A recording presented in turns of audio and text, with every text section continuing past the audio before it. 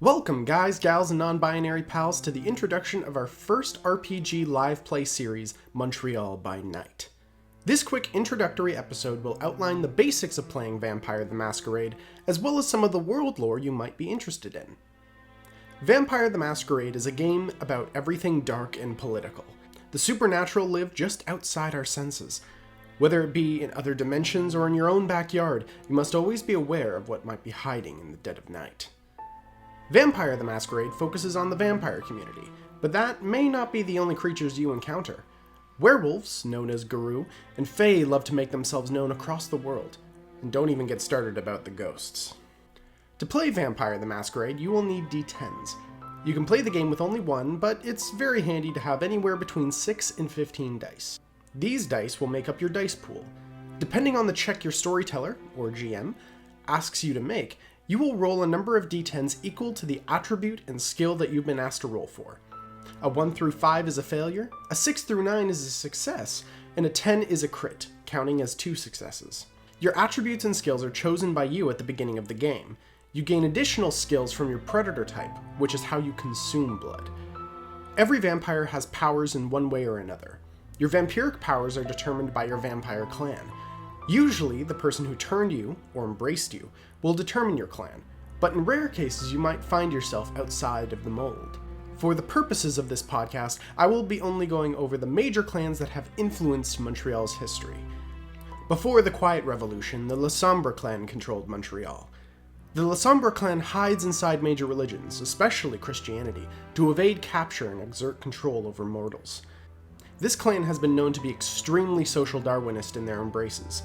They will only turn those who will do what is necessary for the good of the clan, whatever the cost. They were overtaken by the Brujah clan, the renegades, the rabble-rousers. Clan Toreador, the artists and performers, were also a huge help to Brujah in overthrowing the Sombra clan. These two clans now dominate the city of Montreal. The Brujah clan leader is Baron Emmett Marsh, who controls most of the boroughs of Montreal. The Toreador clan leader is Baroness Kate Benoit, who looks over Rue Saint-Laurent, Place des Arts, and Saint-Michel. The other big players in Montreal are Ventrue and Gangrel. Ventrue is dedicated to business and accumulation of wealth and power. Very aristocratic. There is only one Ventrue in the city, Baron August Mills. The Gangrel clan is focused more on the animalistic sides of vampiric nature. They're able to transform themselves into animal-like creatures growing claws and longer fangs. The leader of the Gangrel clan is Baroness Esther McKay, who controls Montreal.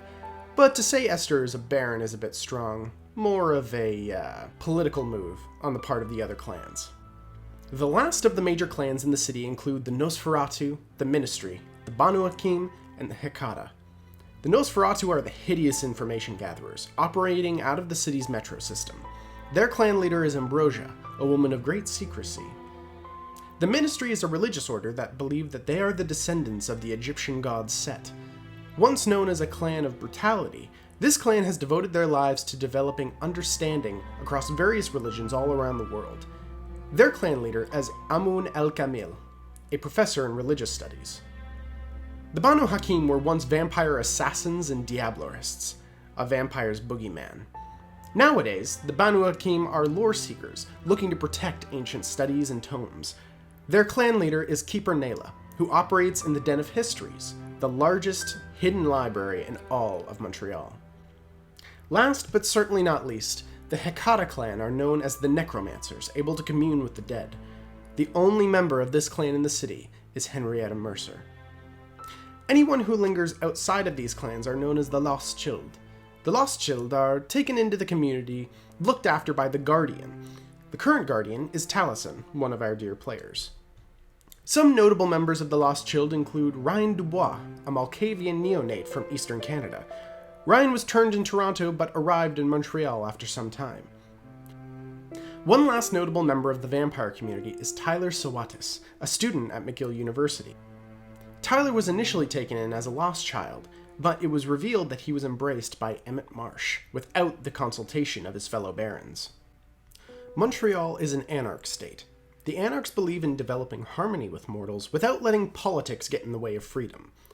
The Camarilla are the anarchs' arch enemy. The Camarilla are old vampires who believe that the vampire community should be controlled and reigned over until they're old enough to make their own political moves. Basically, they're rich tyrants. They convene in a literal ivory tower. They aren't exactly subtle. The last vampire community is known as the Sabbat. Made up of the most malevolent of all vampires, the Sabbat is waiting for the fall of mankind and the rise of global vampire dominion. They are terrorists in the highest sense of the word. The one true enemy of all vampire communities is the Second Inquisition. The Second Inquisition includes all major government agencies around the world, including CIA, Interpol, and on and on. The Second Inquisition's goal is simple: kill every vampire standing. They have numerous tactics, notably global surveillance and using specialty weapons. They have already harmed the Tremere clan in Vienna, destroying one of their major hubs. I could go on and on here, but I think I'm going to hold off there and let you enjoy the story for yourself. The first episode will launch on June 7th, 2021. Thank you for listening. This is Tyson Fraleigh, signing off.